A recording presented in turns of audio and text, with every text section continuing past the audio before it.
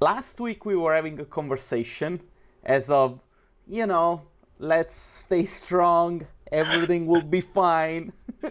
1 week later, Jesus Christ, when is this over? I know, but it's so weird. People have such issues just dealing with all of it. It's ridiculous. Let me just say,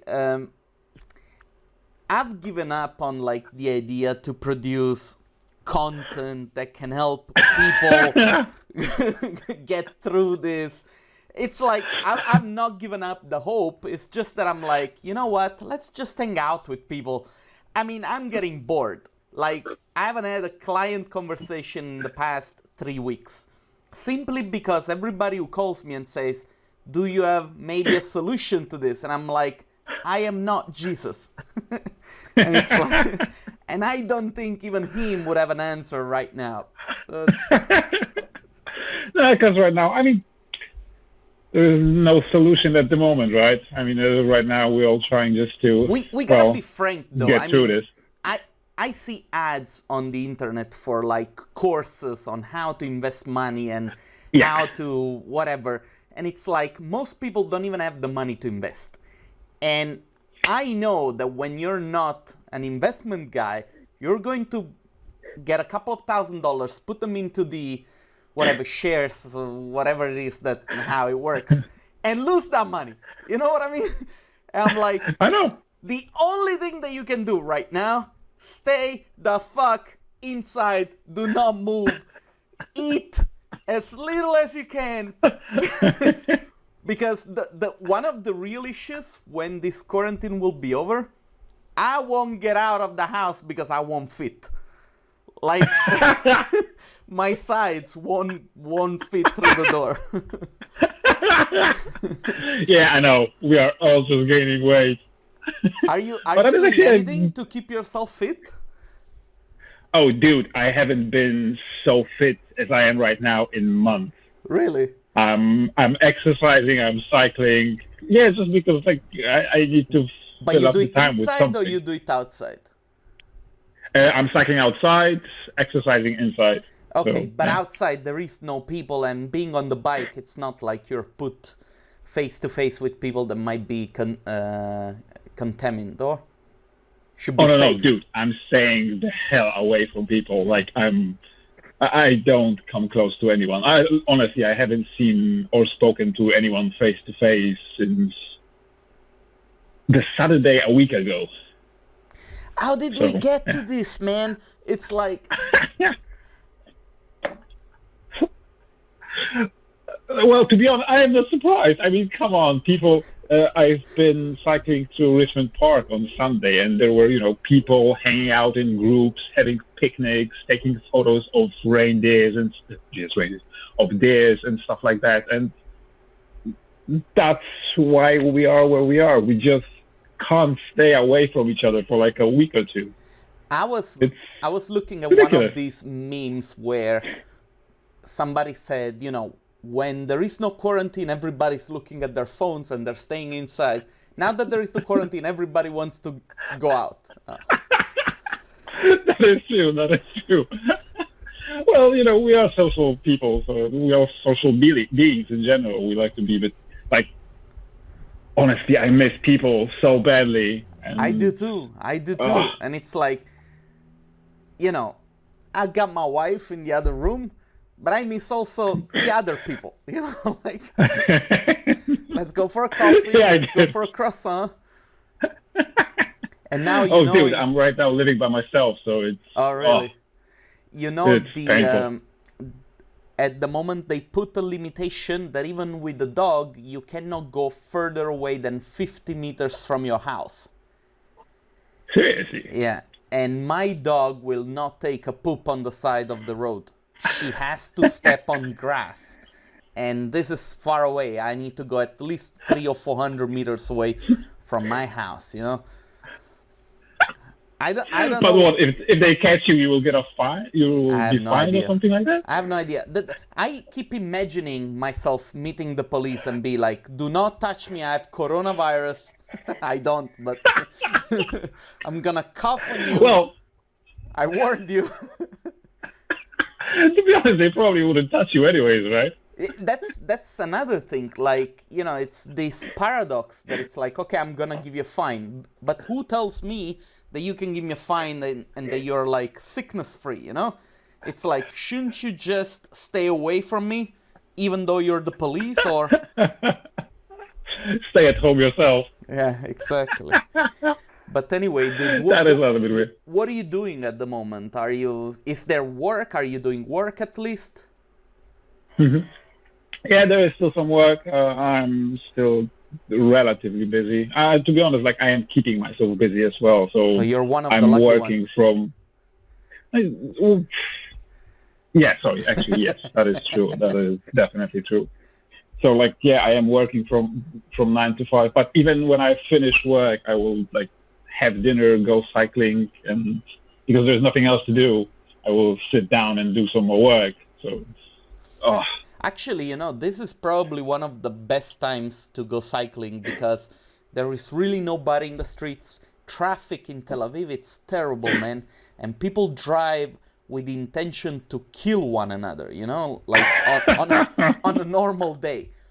And so I see it, you know, like, where are you located specifically? You're not in London, you're outside, right? I am in London. I am in central London, Clapham Junction. Ah, all right. Oh, Yeah. very nice area, man. It ain't bad. And I have to actually honestly say, yes, cycling right now is fantastic. There's like no cars on the streets, no nothing. On Sunday, Richmond Park was completely closed off to traffic. Only pedestrians and cyclists were allowed. So And do they enjoying life. do they ask people to keep social distance and stuff? No, they don't. Well, right now they do, because right now you will get a fine if basically you do anything except go out for shopping and one exercise per day. But they didn't up until yesterday. All right. So, yeah. That's Yeah, crazy. actually, UK is kind of behind the entire world. Just everyone kept on ignoring the whole situation for days on end. So it's kind of... But it's a good thing that at least they came to their senses. I mean, I remember like watching Boris Johnson going like, people are going to die. And I was like, what the fuck? It's this guy. But don't worry, it's only the old people. So Well, if you're he's not a young guy himself. Are you old, sir? You're old? Sorry, you gotta go. Oh, yeah, I know. UK it's a funny country, I gotta say. Yeah, I don't know. So much has changed, you know, since the last time that I was there, like 11, 20, 12 years ago. Yeah, so much has changed. But anyway, and what about like your free time at home? What do? You like, because in my house, my couch now fits perfectly the size of my ass. Like there is a hole and it's like, you know, like the Lego. Oh, man. Well, to be honest, like, I have a very nice kind of similar ass-shaped recess in my couch as well, which is just perfect for me. And like I don't know, I watch TV shows and all the BS that other people are doing, so all your Netflixes and I'm really good at online shooters right now as well. Really? I've gotten really good over the last 2 weeks. What are you playing? Hey, don't judge me. I've been playing this for 20 years now. I'm playing 𝘀𝗆𝗆𝗴, Enemy Territory, which is like a very old, free at the moment game. Of course, I remember it since I was a kid. Oh my God, they still do that? Yes, they still do that now, even more than before, because right now everyone is kind of, quarantined and trying to fill their time with something. So actually the game, because the game is free itself, so the game is right now so busy, it's hard to connect to a server, which is ridiculous. Yeah, actually, a couple of days ago, I took my PlayStation out of retirement because I was too busy to be working, to be playing because of work. And so I started to play a little bit of Battlefield, and like you can tell that people are bored at home because everybody's like hidden in a corner, sniping, like being extremely patient, not moving. And that's how people are playing right now, video games, you know, just like sitting, waiting patiently. Ah, man. It's good though. Like honestly, I am kind of enjoying this. So like I have work, but even like the end of last week was kind of slow, and I wasn't working that actively. But I also am not actively looking for work. I do try to appreciate the fact that right now we are kind of forced to do nothing. Yeah.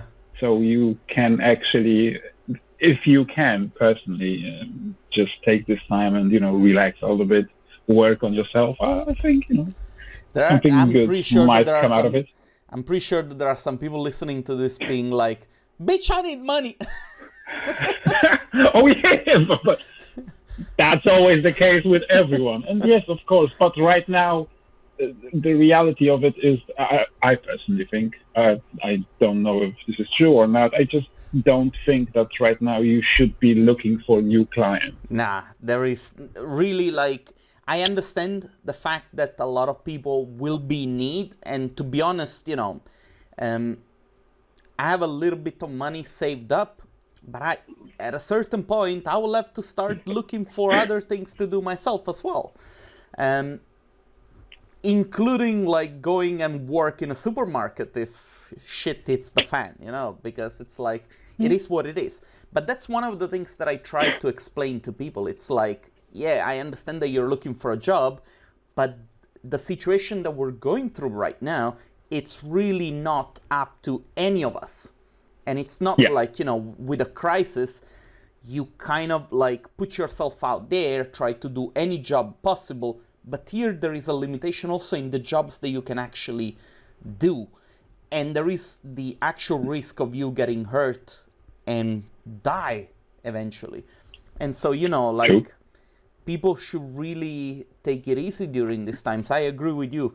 I don't know, man. It's really like, this is something that I never experienced in my life before, and I guess that the majority of the people that I talk to, same exact thing, you know, like nobody was expecting this.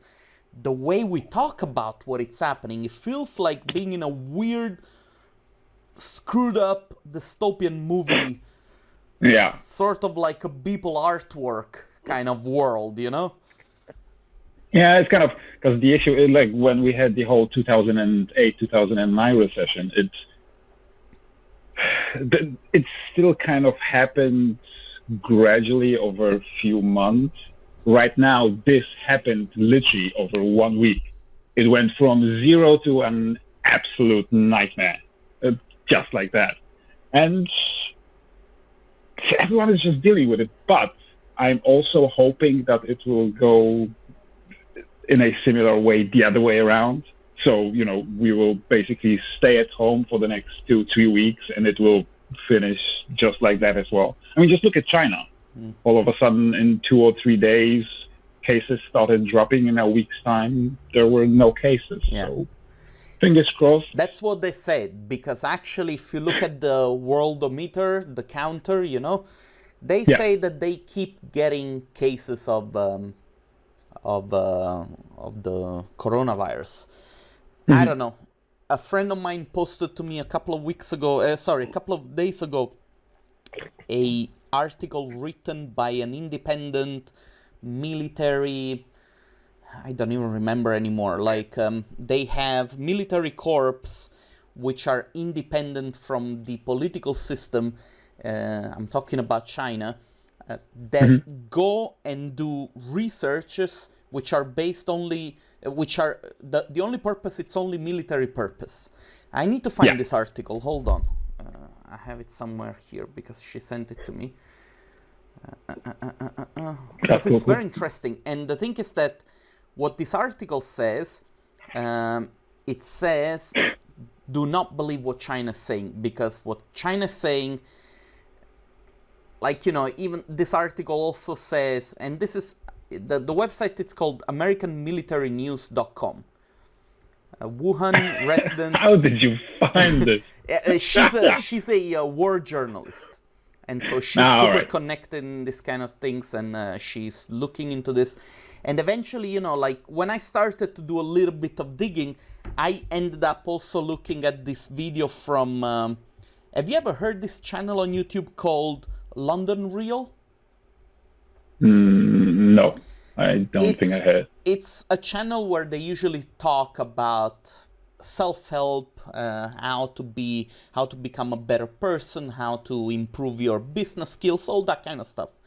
And this guy usually does also sort of like very controversial interviews with people like, have you ever heard of, you disappeared on me. Oh, sorry, man. Yeah. Have you ever heard of David Icke? I think its name is David Icke. Hold on a sec. I need to find this.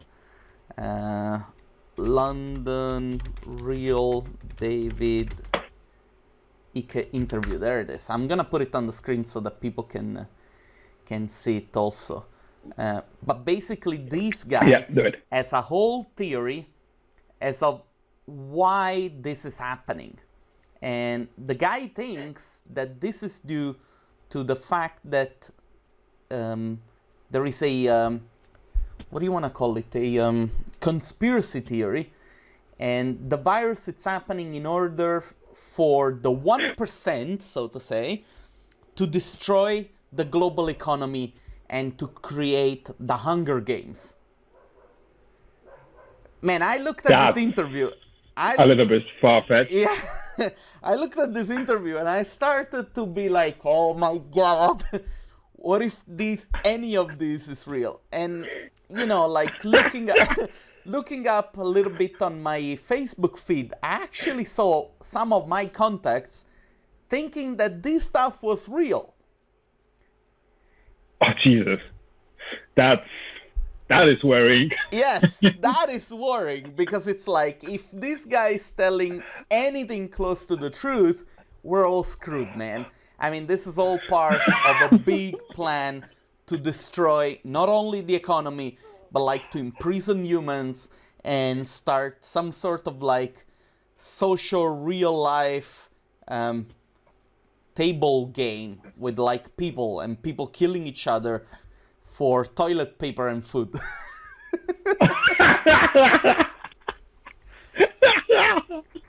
Oh, there's another one which I like. That one is actually kind of funny. So basically, there is also a conspiracy theory that this whole virus was produced by China to basically cripple all the Western markets. So right now, all the Western markets are crippled and will be looking for, well, supplies and everything in China.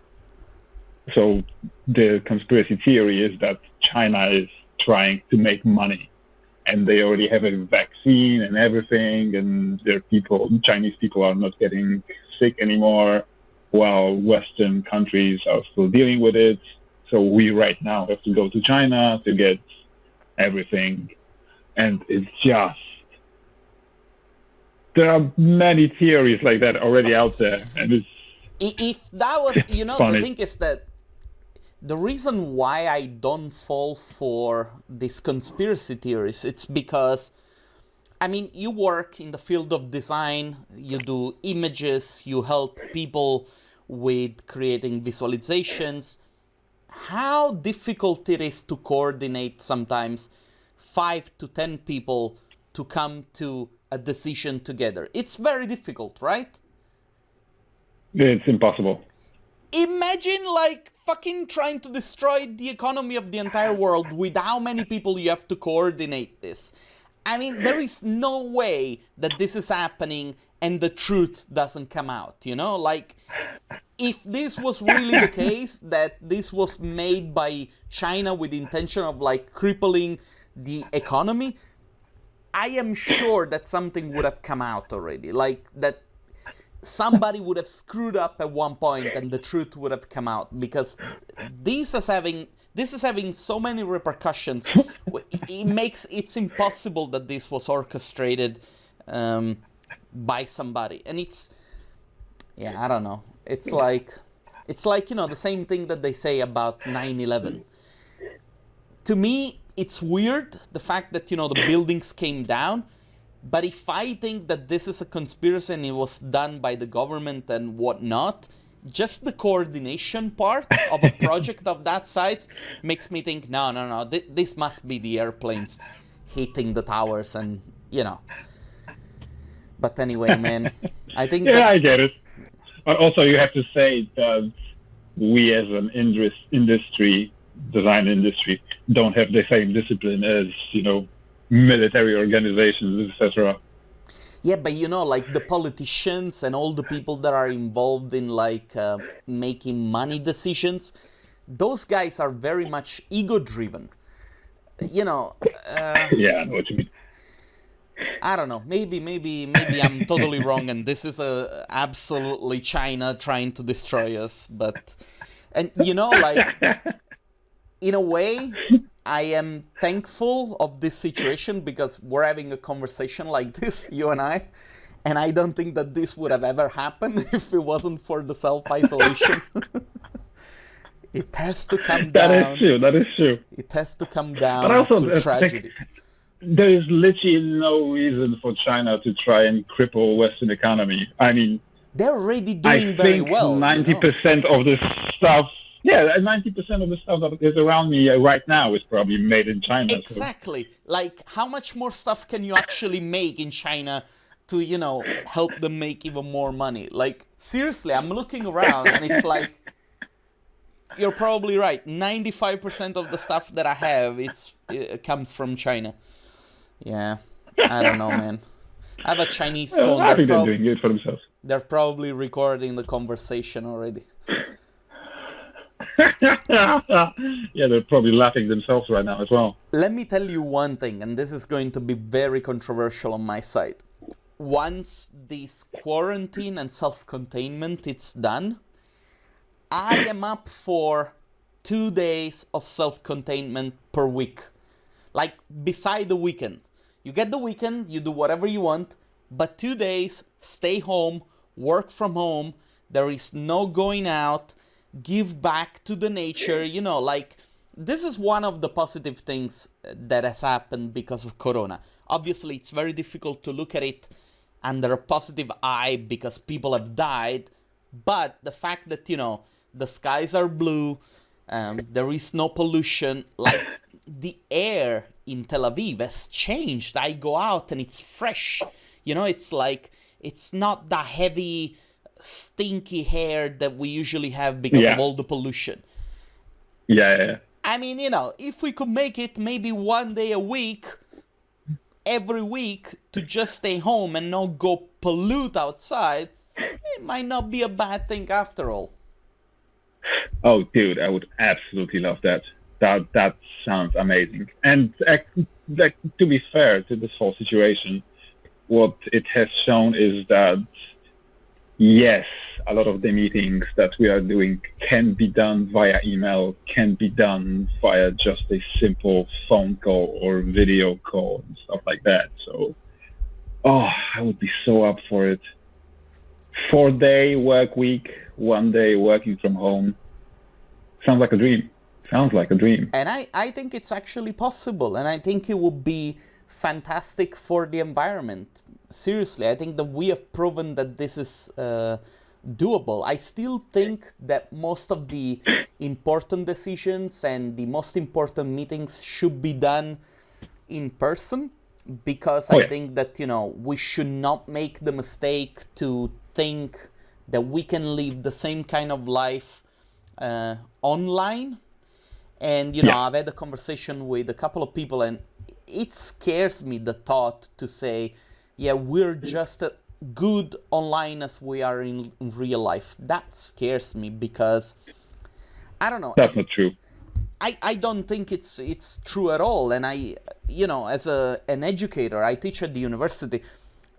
sometimes one of the things that worries me so much is that the younger generations, they are so used to communicating with the phones that sometimes when we organize like group projects, that they struggle at communicating with each other. And I don't know, I was talking to a friend of mine that it's also a teacher, and she said to me that the really young generation, so those who are growing and they are in 15, 16, 17, 18 years old right now, they are going back to like talking to each other, and they don't use smartphones as much, which is to me surprising, because, you know, it's like, to me it's a good sign, because we start to reevaluate things which are important, like human touch, human connections, you know, the ability of like relating to each other in person rather than to send a message with an emoji, which I think it's vital, man. Yeah, no, dude, honestly, the face-to-face, especially right now, I've appreciated it for years, and that's like when you grow as an artist, as a designer, especially if you want to progress your career, get to that senior level and whatever. I think those are the key things. Your experience plus the ability to actually talk to people, represent others, put your face out there. And yeah, definitely. If kids are doing it nowadays and kind of trying to step away from their phones, that's amazing. Yes. And that means that somewhere someone is doing a good job educating, the younger generation and telling them, all right, human contact is important, take care of that. That's really surprising, because I always thought that, the younger generations would be just more and more digital. So I think that's good to hear. That was a very unlucky generation, which is, like the one that we call the millennial. And in theory, I actually fit into that, because is it like from 82 up to, I don't know, whatever. And I think that we belong to that unlucky generation, which came across like the adoption of technology, meaning we did not learn technology at university. We had to learn it afterwards. So we had to adopt it. And so, we are in this weird transition part where we're like, should I text or should I call? It's like, oh, somebody's calling me. Oh my God, what happened? Yeah, I know, but it's such a struggle. I know. It's because we're like, so basically the generation before us, they had no idea about technology. The generation after us, they can't live without technology.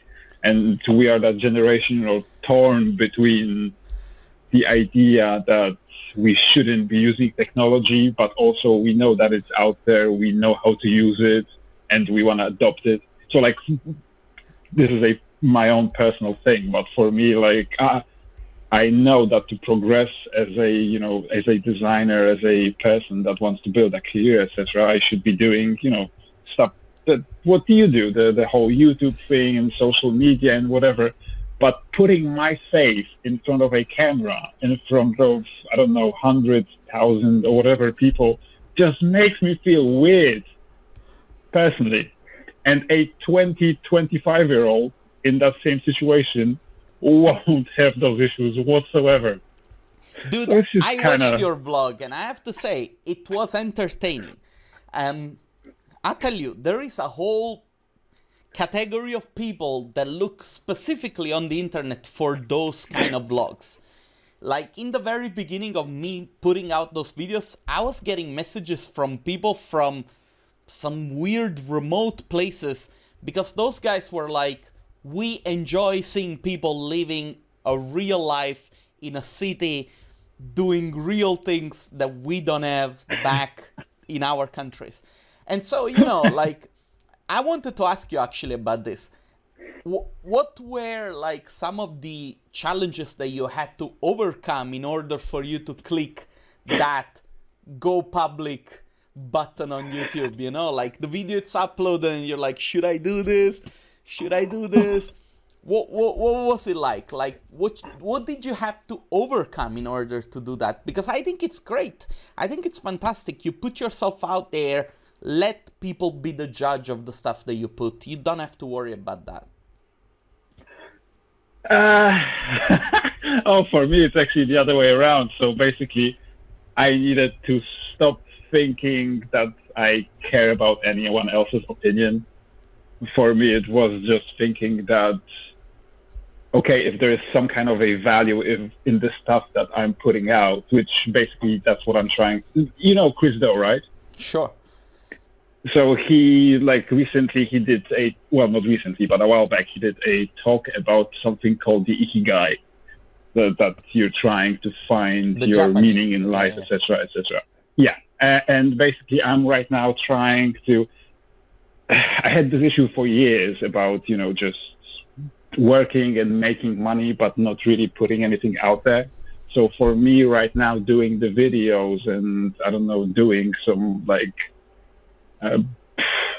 videos on how I post-produce stuff, etc., is just me trying to put something out there. So when I'm publishing a video, my thought behind this is that, okay, I might feel stupid doing it, but there might be someone else on the other side who might take something useful out of this, so I'm just going to do it.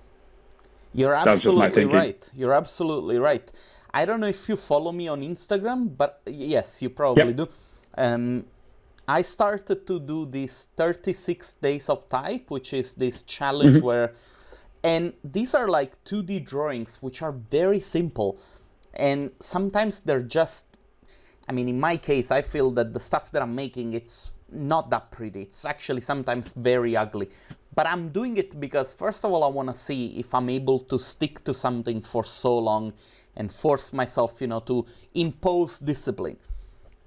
Yeah. But dude, I love your BMW model. Oh, yeah. You see, that's the thing. Like, I am not putting any effort in doing those. And, like, I'm sweating into making the everydays with the 36 days of type. And people are, like, going crazy for the BMW, but they don't give a shit about, you know, But at the same time, there are also some people that are like, hey, man, how did you do that? Would you mind making a tutorial? And I don't know if they mean it as a joke, but, you know, like, I know some of those people, and they mean it honestly, you know, they want to see what it's like to make those letters. And I'm like, I am in no position to teach anybody how to make those things, because those things are shit. You know, like, there is nothing to learn. Apparently I'm wrong. There is always somebody that is willing to learn from you, you know? And so I'm saying this because don't stop. What you did, it's fantastic. Some people are not going to like it. Some people are going to hate you because they would like to be the ones doing what you did. It doesn't matter. You just keep going. You just keep doing it. Yeah, and I will keep on, but kind of coming back to you saying that you think it's crap. I always think about it this way. Put yourself in a position where you don't know at all how to do it. Even if you think that if you just personally think that something creative that you are doing is, well, I don't know, easy to do or crap or whatever, think about all those people that are just starting, that are just at the beginning of doing anything creative. And those people are asking genuine questions about how you did it. Even if it's the simplest thing, like you have no idea how many videos right now there are on YouTube and TikTok and stuff like that about removing, for example, people from your photos. And it's a simple thing to do, right? You just use the stamp clamp, whatever it's called, tool in Photoshop. It's like, I don't know, a minute's work, but people don't know that. Yeah. And people want to learn that. So, you know, it's valuable knowledge. No, it's true. Keep putting it out there. Yeah, that's the thing, you know, because at the moment what I'm doing with my YouTube channel, I'm trying to help people understanding a side of our job which sometimes people forcefully refuse to learn. And that's understandable because, you know, artists say, look, I got into this business because I like making images. That's all I care about. This is not sustainable thinking in terms of how you go on about building your own company. But, you know, this is not a topic for discussion during this video. The thing is that eventually it's a missed opportunity for us content creators, because there is the possibility to make people understand us better when we do things that they can relate to. Like, I've had an inflection in the interest that people have in my content now that I made the images, because for a period of like 2 or 3 years, which I haven't done any production, people are like, okay, this guy's talking, but we never seen any images of him. And I'm like, dude, all that it took for me to make you understand that what I'm talking about, it's not crap, is for me to make a rendering. It's like, that's what you need. And so, you know, communication, man, communication all the time. It's so important. If you find a method of communicating things to the people that you're trying to reach, then it's like opening a door that it's already open. And that's why I think the video is so important, because, you know, like, now you're putting yourself out there. You made this vlog. I hope that there will be other ones to follow. People will just relate. There's a second one already. Oh, yeah? I haven't seen it. Sorry. I apologize. Otherwise, I just published it last night. Okay. So you see, it's... I wasn't paying attention. I forgot what I was saying. But anyway, yes, good job for publishing the vlog. That's the bottom line. Yeah, it's kind of... It's also... what I'm noticing, for me at least, it's also something new and creative that I also want to do for myself. Just, well, first of all, because like I've worked on hundreds of images over the last 2 or 3 years, but yeah, no one literally has seen, well, people have seen them, but no one knows that I've actually done them, because they were all done for other companies. So it's kind of, yeah, just me trying to do something new, something creative, put my own stuff out there as well. And it's just, it's fun. It's actually good fun. It is fun. I'm telling you, like, I think the making videos in terms of like creative process, it's very much comparable to the creation of an image. And even you have one more element to it, which is, you know, the timeline with which you can play with, that you don't have in a still image, you know? And so with that timeline, you can actually create, it's easier to create a narrative. That's what I'm trying to say. And you will see when you'll start paying attention to the way certain people tell stories, like 𝘂𝗶𝗃 Neistat, you know, everybody knows 𝘂𝗶𝗃 Neistat. He's a genius. And, you know, people criticize him because they say, it's the vlog and it's stupid and there is nothing to it. 𝘂𝗶𝗃 is an amazing storyteller, man. Like, he's really good. Well, yeah, that's how he that's how his career came up, right? He started doing those short videos for HBO. He was doing short feature videos on YouTube before, well, anyone else. He was telling stories literally before everyone else. So it's kind of, you know, just as a storyteller, I think he's amazing. And plus, like, you know, there's just kind of his cuts on videos, and, you know, he's just, you know, he's telling a story about his life in New York or whatever. Then he does like a just quick B-roll cut of, I don't know, a drone flying to New York or whatever. It's just a nice visual. I remember watching one of his first videos, which was bike lanes. You remember bike lanes? Yep, the one where he was cycling into every single car that was parked. Yeah, yeah, I've seen that one. And at that time, there wasn't even YouTube. The time that this video was released. And so I received it from my cousin over email. And that is old school. It was a thumbnail. It was like a stamp, you know, like, yeah, I don't know. It was I remember. So small. And I could not even like speak proper English back then. I mean, I knew a little bit, But I remember like this video was so fun, and it went viral without having YouTube or any social media that people have today. So, you know, like the power of telling stories, it's so important, man. I don't know, I'm pretty sure that the more videos you will put out, the more you're gonna start to see the subtle elements of like connecting one shot to another one, or connecting one piece of story to another one, and you're going to have fun. The only thing that I want to ask you, please, do not give up. Like, do not let the fact that, you know, some people might criticize you or they might not want to watch it, just screw them. You keep doing that, and you'll see it's a fantastic creative outlet. You know, the fact that you can make something, you put it together, you're telling a small story, it's fun, you know. It's like, I guess this is also one of the reasons why it was okay for me not to have to make images for a while, because a video to me was sort of like a piece of artwork every time that I was done with it. You know what I mean? Yeah. Oh yeah, dude, definitely. Like I've been doing photography for such a long time as a exactly passion, hobby, as a, you know, just kind of because making images for years, and I've been doing this since 2002. So it's kind of it can get tiring, right? It is. You Yeah. kind of you need some kind of a creative outlet that will just keep you going and keep you a creative person without getting tired of what you do on a daily basis. So I'm assuming that's why you've started, you know, doing videos, and that's why I started doing photography. And right now videos are kind of, well, first of all, I do honestly think that the moving picture is the future.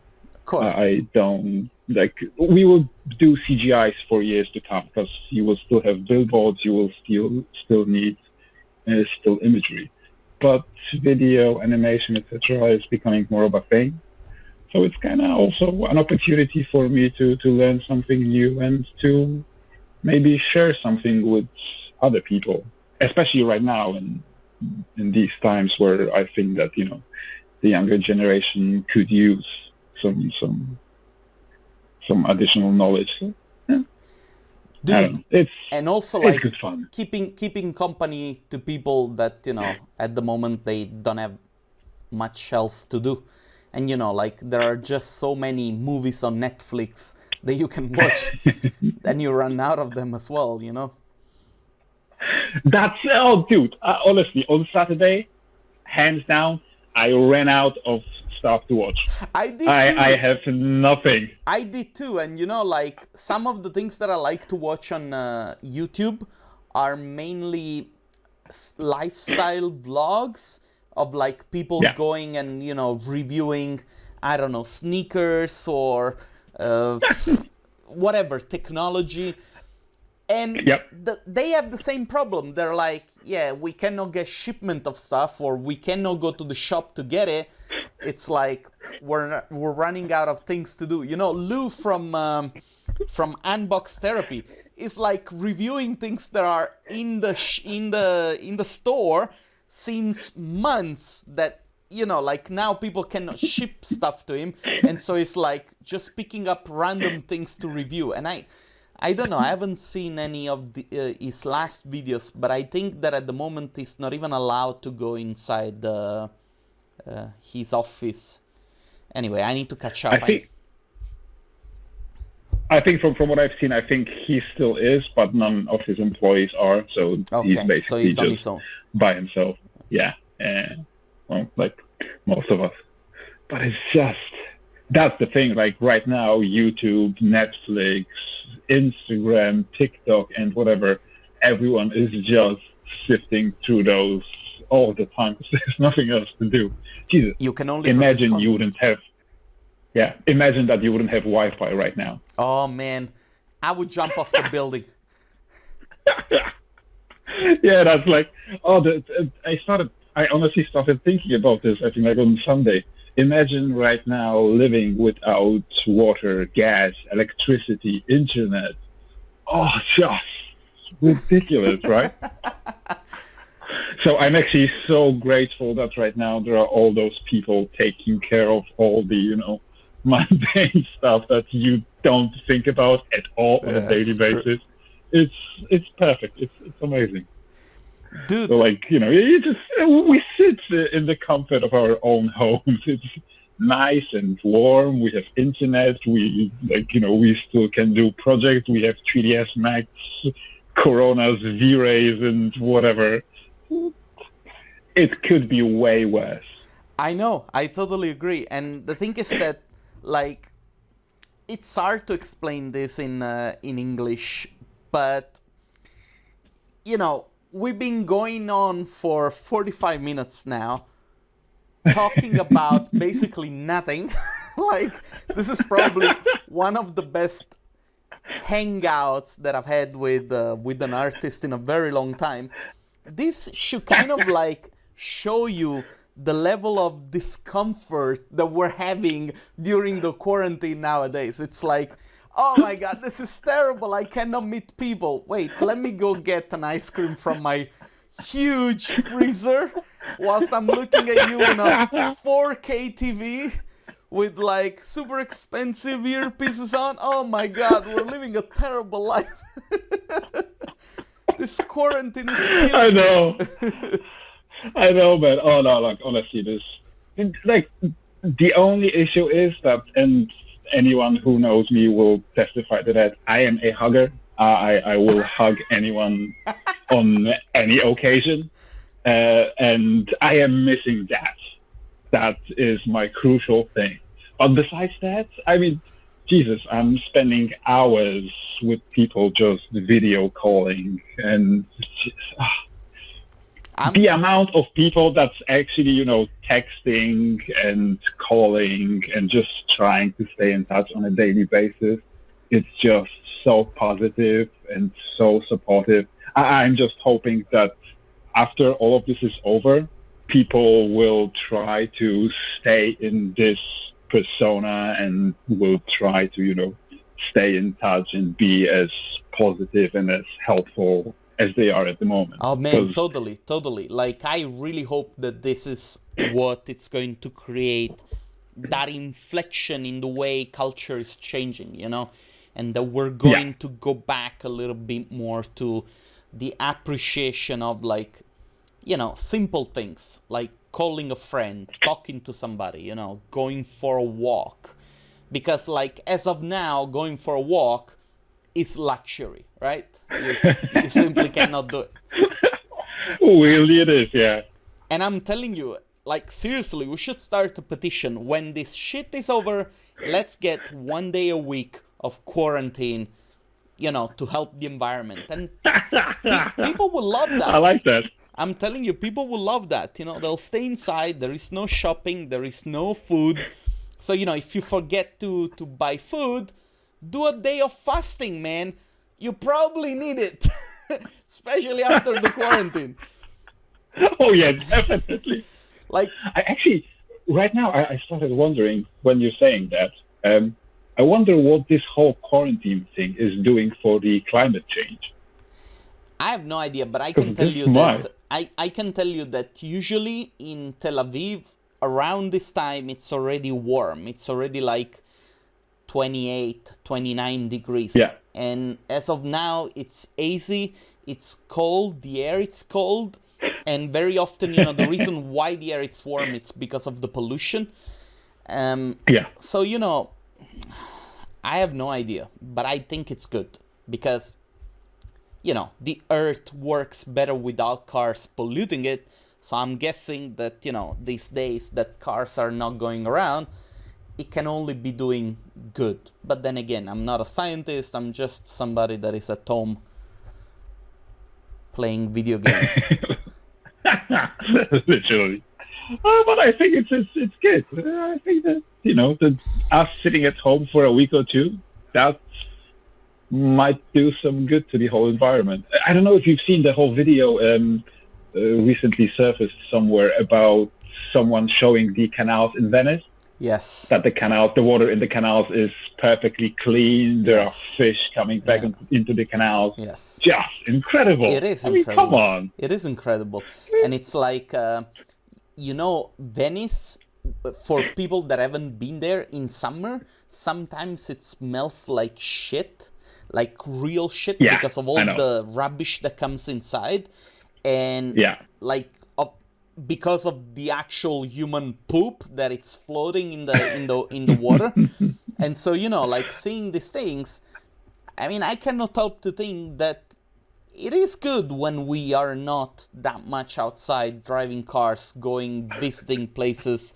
I don't know what the economical repercussions of this can be, but in a way, everything is proportional, right? If we are not outside of the house for a day and we don't go to restaurants, we don't go, I don't know, we don't drive our car, we don't do online shopping maybe in a way this is also like, it can also have good repercussions on the economy, meaning we're not going to lose money because we're going to have one day less for us to spend. Of course, then the behavior of people have to be that in the other days that you can spend money, that you don't spend all the money that you should have spent also on Monday. You know what I mean? Yeah, I see what you mean. I don't know. I am probably a ridiculously over-positive person, so I always try to look for the silver linings in everything. But I honestly do hope that us right now taking the time to, chill, relax, not pollute the environment, sit at home. I just hope that it will, mount into something very positive at the end. Yeah, dude. Yeah, I totally agree. I love our ideas. You know what? I think we should be dictators. I think the word dictator implies something that is completely wrong, at least in my own head. But still, we'll be but good definitely dictators. People in position of power, yes, please. Dude, dude, I would ruin this country in a second. Make only like cyclist lanes and everywhere. Yes. There is no more cars. I will actually go for. Oh, they are actually trying to do that in London. They are trying to close off this. I think they are doing it from next year or something like that. They are closing the center of London for cars completely. That would be fantastic. I honestly, I don't know which kind of sense it makes for people to have to go with the car inside of London. Apart from those who do pickups and deliveries and all that kind of stuff, maybe like limit the number of taxis. But if you have to go to shop in Marylebone, or whatever, and you need to take your own car because then you have to carry the shopping. I mean, come on, man. It's like, Jesus Christ. Just... Yeah, I know. The waste of time as well to just being stuck in London traffic. It's mental. It's mental. I remember like already 15 years ago how terrible that was. I cannot imagine nowadays what it must be like. Oh, dude, it's great. Well, not today. Today, like, there are no cars whatsoever. Today it's good. So, Today it's the day. Loving life. Today you can go shopping. Go to Selfridges to get a new suit. Well, everything is shut, but I don't know. Honestly, I am actually kind of liking the whole work aside, because work is rubbish, and I do understand that. Everything else, I think it's quite positive. Yeah, I agree with you, dude. Anyway, listen. I don't know. I need to cut you off because today it's the day that we're actually supposed to be doing shopping, and then I have and then I have a sets of phone calls that I have to make. Like at the moment, the most work that I'm doing is work that I should have been doing like months ago. It's all the stuff that you did not take care of, and now you have to deal with it. Oh, dude, I'm right now, over the last 4 days, I've been going through all my paperwork, which is like this tall right now. So, yeah, I know what you mean. You can relate. Dude, thanks a lot for the chat. Let's give a shout out to anyone who is still listening to this, because, you know, like, I don't think that there's gonna be many.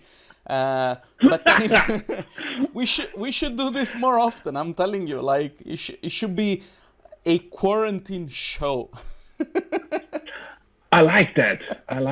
A self-isolated YouTube channel. Yes, exactly. So, people in isolation. I like that. Dude, don't go anywhere. I'm gonna stop the recording so that I can say goodbye to you in a second. Thanks a lot for chatting to me. Thanks a lot for keeping me company. Thanks for having me. In these times and days, it's the only thing that we can do, man. And I appreciate you taking the time. Thanks, man. Thanks for having me.